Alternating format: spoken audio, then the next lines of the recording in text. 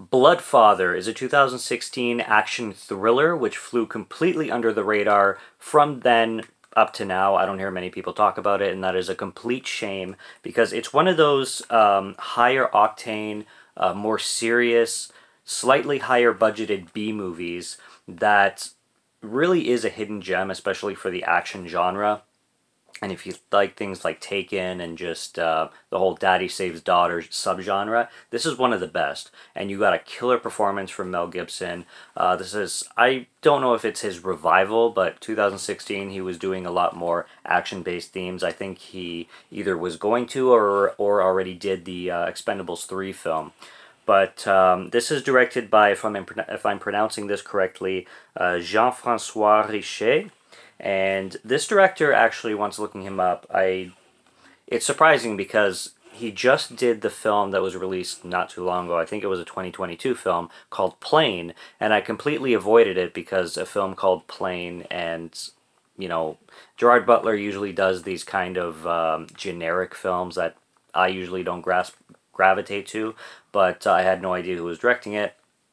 Completely forgot about it. Obviously, I'll be watching it now. And he also directed the remake of Assault to Precinct 13, which was a phenomenal film as well. Very action-packed and very in-your-face. I like the style of his films, obviously, where they're so raw, but they're so entertaining at the same time, and they're quick-paced, and they start right away, and they don't really let up. And when you have a performance as strong as Mel Gibson in this one specifically, he just kills it. Like, he's witty, but he's badass as hell. He has that menacing, strong private presence, and he's really determined because of his character. His character is all about, you know, protecting his daughter and being his daughter's wing kind of thing while she's going through this, well, first of all, drug, withdrawal, and trying to escape this huge, dangerous drug cartel, because this takes place, I think New Mexico, but I could be mistaken. It could be Arizona, could be Texas, but I think it's New Mexico. Could be mistaken. Not 100% sure. This also has William H. Macy, who is really funny in this film. He's kind of like the comedic relief. And he is basically an AA with Mel Gibson, and they're both kind of each other's sponsors, and William H. Macy basically drops all the jokes. I like when he pops up here and there. Not my favorite actor in the world, but when he dedicates himself to a performance, he definitely can deliver, and he does in this one. So plot-wise, what we have going on here is this film starts off with the daughter, Lydia. She's at a grocery store seemingly, and she's buying a shit ton of bullets basically, and I mean, she's like cartons and cartons of them, and they're going through the cash register, and she's checking them out, and the cashier's checking them, and then she asks for some cigarettes, and the cashier's like, "Can I see some ID, please?" Because this girl does look, I think she plays a 17-year-old. I know the actress is in her 20s, but regardless, she gets asked for ID, and it's just hilarious that they wouldn't sell her cigarettes, but they'll sell her a shit ton of bullets because America.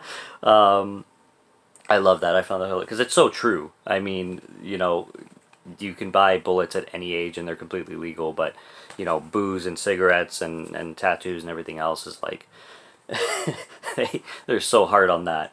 But she's going with her boyfriend. His name is Jonah, and Jonah is part of this Mexican cartel, and they have this hit on this house, apparently this drug house, and he's taking her along with her, kind of showing her the ropes of the whole thing. And they go into this house. He gives her some cocaine before they go in to like get her adrenaline going, and it's a really fucked up situation where they have this woman, you know, tied to a chair. Jonah is trying to give Lydia the gun to have her kill her first victim or whatever, and she doesn't want to do it, and he's kind of pressuring her into it, and then eventually the woman on the chair ends up escaping. Lydia like accidentally shoots the gun off. It hits Jonah. She pretty much thinks he's dead. She runs off, and then she basically makes a phone call to her father, and we're introduced to Mel Gibson at an AA meeting. He's a recovering alcoholic. He's also a tattoo artist. He lives in the middle of the desert in like this trailer, and it's a really, really tiny like trailer community. It looks like there's like maybe 15, maybe 20 people in there, probably all in recovery. And we're introduced to him, and he gets this phone call from his daughter. And then he basically picks her up, and she's in withdrawal at this point. She's all fucked up, and she's, came out of this entire hellhole. And eventually, obviously, this cartel starts to hunt her down. At one point, they find the trailer, Mel Gibson's trailer, and they come over. Mel Gibson has his character anyway, John, what's his name? John Link. John Link. Almost, yeah, sounds a little reference to John Wick, maybe, maybe not, I don't know, but John Link, the Mel Gibson's character, has this wit to him because he's tough to his daughter, like he's kind of negging her for being such an idiot and for getting herself involved in this stuff, and like really making her aware that she's a dumbass, basically, but at the same time, on the same token, will like literally do anything for her and stop at nothing to protect her, which is like pretty much every parent. It's like they'll give you a slap in the face, but at the same time they'll basically do anything to, for you, for your safety. This film does really get intense. At one point there's a Sicario introduced, and this is when they're at a motel. And I've never seen a Sicario portrayed in a film as violent and badass as the Sicario in this one. Literally, it's like you're watching The Terminator. I mean, when this guy shows up, he's dressed in like black leather, his face is covered in tattoos, and he moves like a machine. Like, the police are involved at this point, and like 2 cops come up, and he just sees them, and he just blasts them with a shotgun, and it's like you're watching Schwarzenegger in Terminator. Seriously. This guy is terrifying, menacing, the Sicario, I mean, and really looks like he's the type of villain that seems invincible and seems like it's going to take an army just to take this one guy down. And the funny thing is that from what I hear about the cartel and what I hear about Sicarios, that's how it's like. Like, these people are soulless moving machines that just are hired to kill or hired to hunt. They're Terminators. They're just not robots, basically. Like, literal robots, but their behavior and their mentality are. So, it's just fucking nuts. When he's in sobriety, I like some of the quotes he gives. He gives one, he's like, when you lose people, it's when you lose people in your lives, when people leave your lives, like, and you start to get sober, it's not like they come back into your lives and give you an attaboy for quitting. And that's very true for sobriety, or for when you like change your lifestyle and anything, from people I've talked to, from myself, when I've tried to go down different paths and change as a person. I like how he put that, because, you'd think that people would forgive you once you change as a person, whatever it may be, but it's really hard for people to do that, and it's a real shame.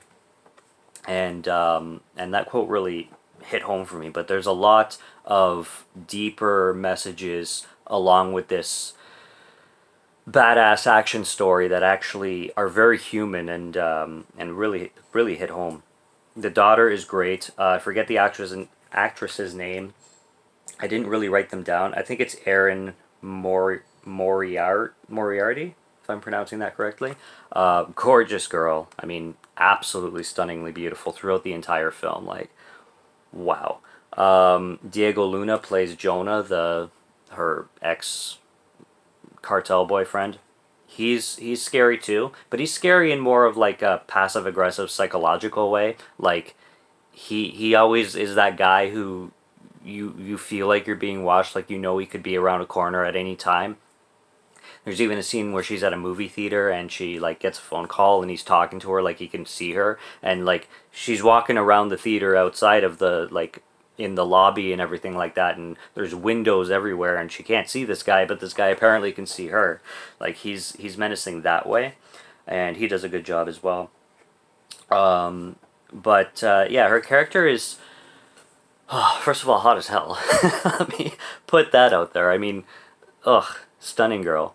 And when, like, after she comes down from the drugs and everything, and her dad is protecting her and stuff like that, she just has this, like, sweet personality. There's this one scene, they're at a bar, And the whole scene is funny because just the irony of them all being at a bar, her being 17, Mel Gibson being sober, and these, like, he's sitting with his daughter, and I forget how they end up in the bar, but John, Mel Gibson's character, runs to the phone and calls William H. Macy's character, Kirby, and he's like, don't freak out, but I'm at a bar. And he's like, oh, jeez. And then he's talking about his daughter who's at a bar, who immediately gets surrounded by 3 guys, obviously. And he's watching his daughter, and he's just like, I'm telling you, she's a carnival here, man. It's so true. Because she's just sitting there. And this is what's funny about it, is because this is like, she's sitting at the bar, she's talking to these 3 guys and the bartender, and she's laughing and joking and like making like cute jokes and thinking that they just, you know, she wants to get drunk and have a party and have some fun with, like, make new friends kind of thing.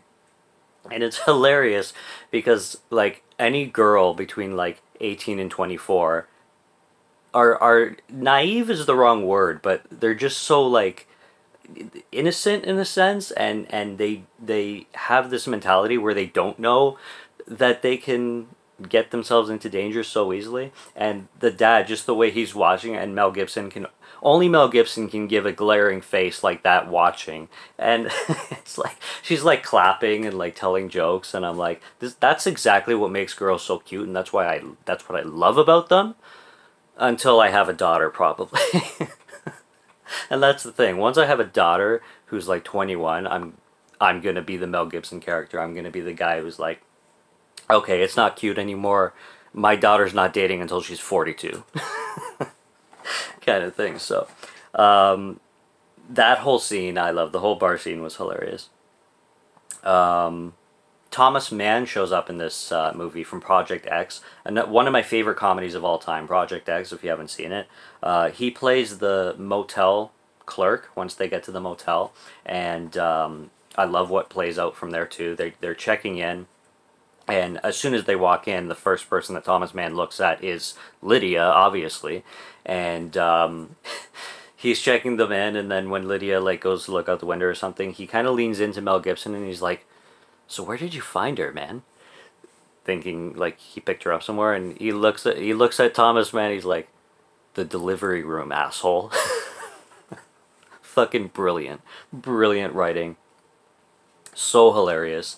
And Thomas Mann, just his face is like, oh, so anything else you want with that?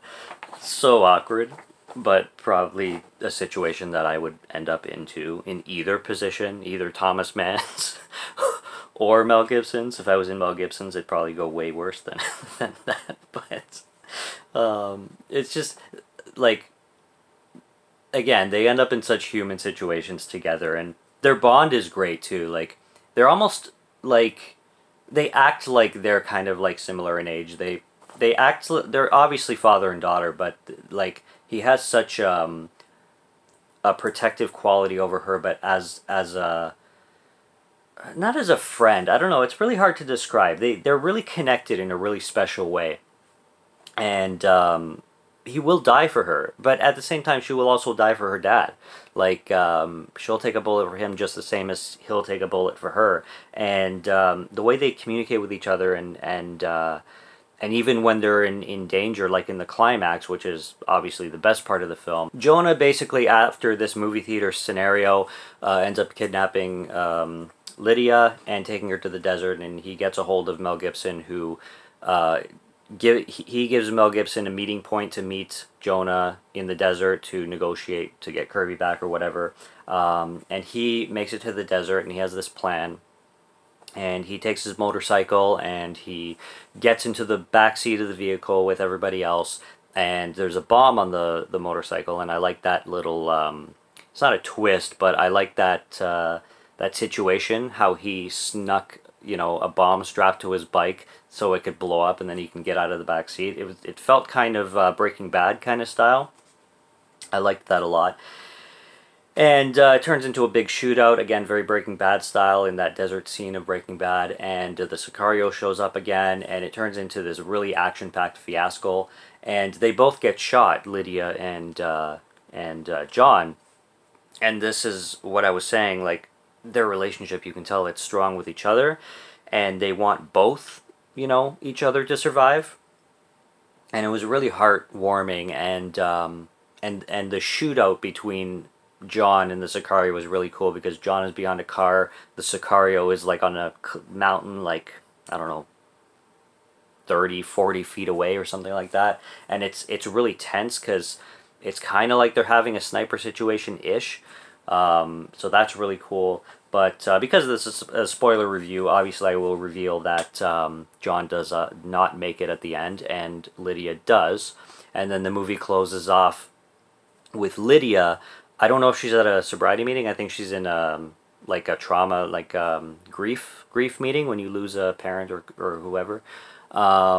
She's in one of those, and then she's talking about her life, and she looks totally different. She looks like 4 years older. She's much more dressed up, beautiful, like blonde hair. She looks like a grown woman, like a woman with so much more maturity kind of thing than she did at the beginning of the movie, where she was messy hair and looked like a street punk kind of thing.